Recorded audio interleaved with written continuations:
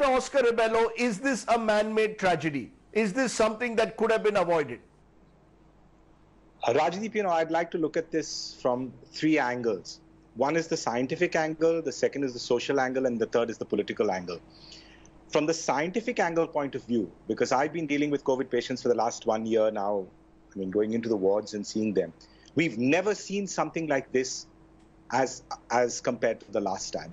This has been a relentless wave. They have serious patients with terrible lung diseases.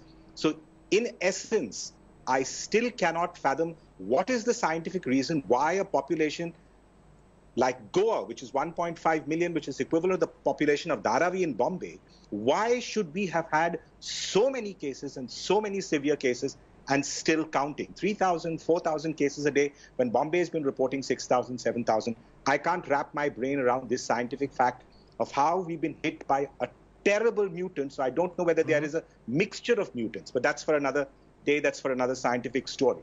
The second is the social factors relating to this COVID crisis, Rajdeep. And there I think typically being Goans and typically being laissez-faire and typically being disobedient and indisciplined, I think we just had a party. We were in a complete party mode when the whole country was already reeling with the COVID crisis.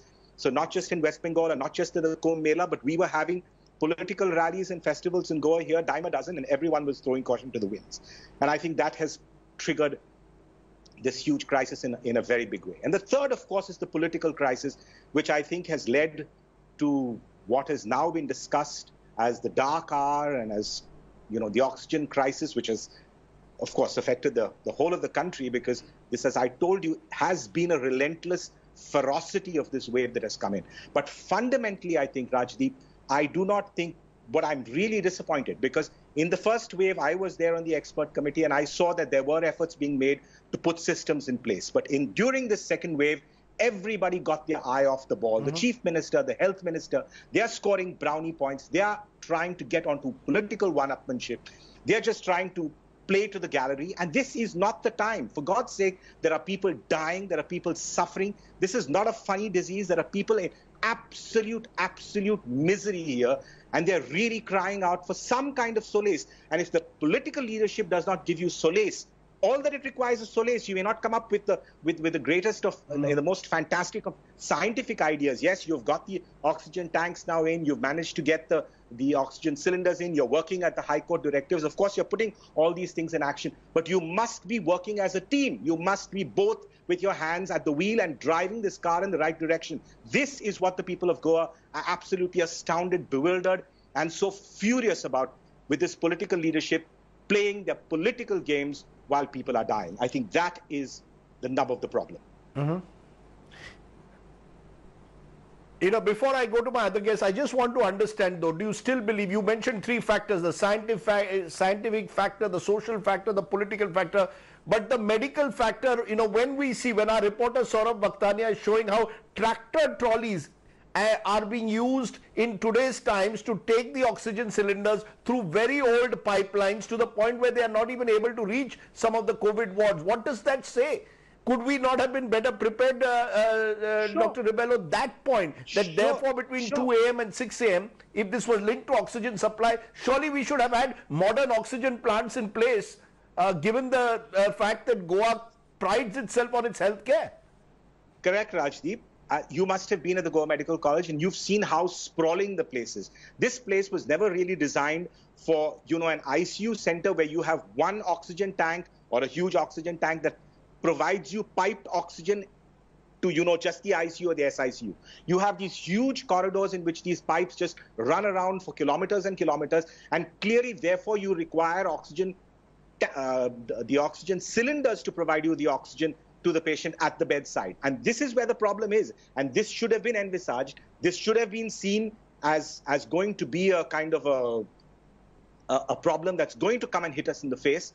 And I think we were not prepared for this. The South Goa District Hospital, being a modern hospital, the tertiary super specialty block being a modern hospital, has been designed as such. The old GMC has not been designed to take this kind of oxygen load through a piped system, through the regular modern system, and it has to go through these cylinders, which obviously then you come up with these lame excuses of trolleys and I don't know, drivers and not being able to maneuver and not being able to reverse. But yes, there has been an abject failure of not being able to understand where this crisis was. And the crisis was oxygen all along. Right. I think the Goa Association of Resident Doctors president will be able to tell you that they had flagged this issue from many, many days ago, but somehow the eye was off the ball because there was politics and there was no focus on the pandemic, which is sad because there have been efforts made, but everything's come to naught because we have lost so many lives. This kind of death rate is almost unheard of in a population of 1.5 million. Dr. Sandeep Naik, spokesperson IMA Goa, you know, Goa today is making the front page headlines nationally for the first time, perhaps for 4 consecutive days.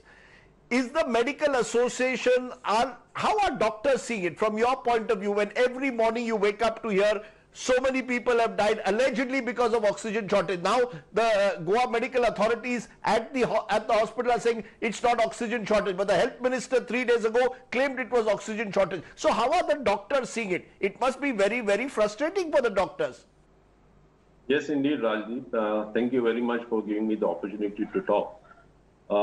This thing has started for quite some time. It's not something which has happened overnight. And the handling of the entire health situation, right from the couple of years, in fact, has been a very different one from what you see in the rest of the country probably. Here you will see that almost everything has been managed by the health department. You will see a very peculiar situation where the ministers go around telling the doctors what to do. If they had left the doctors to do their duty and then do their own duty, as they say, like it's a logistics part, probably we would have been doing a better job. What is happening is that almost every decision which had to be taken by doctors has been taken by either the bureaucracy or the ministers. So what are the doctors left to be done?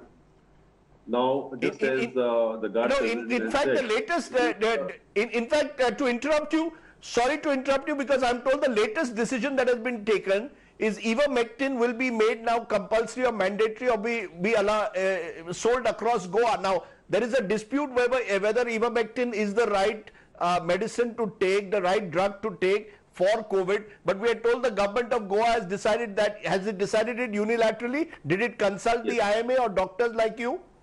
No, not at all. That is the talk which is going on among all the members of the IMA right now. That who decides? We have always been told that some expert has said this, but we never know who's an expert. Probably Goa will be one of the few states where there is no task force which includes doctors, especially from the private sector. So who decides all these things? If we were told exactly which expert panel has decided, then we would have participated in it, probably got down to the specifics of the dose, why it should be given, and then explain to the public accordingly, and then it could have been accepted. So all these things have been forced down the throat of practitioners, particularly the private sector. And now the latest has been that the government is actually trying to take over the private hospitals now. When the government cannot look after its own hospitals, how is it going to take care of the private hospitals?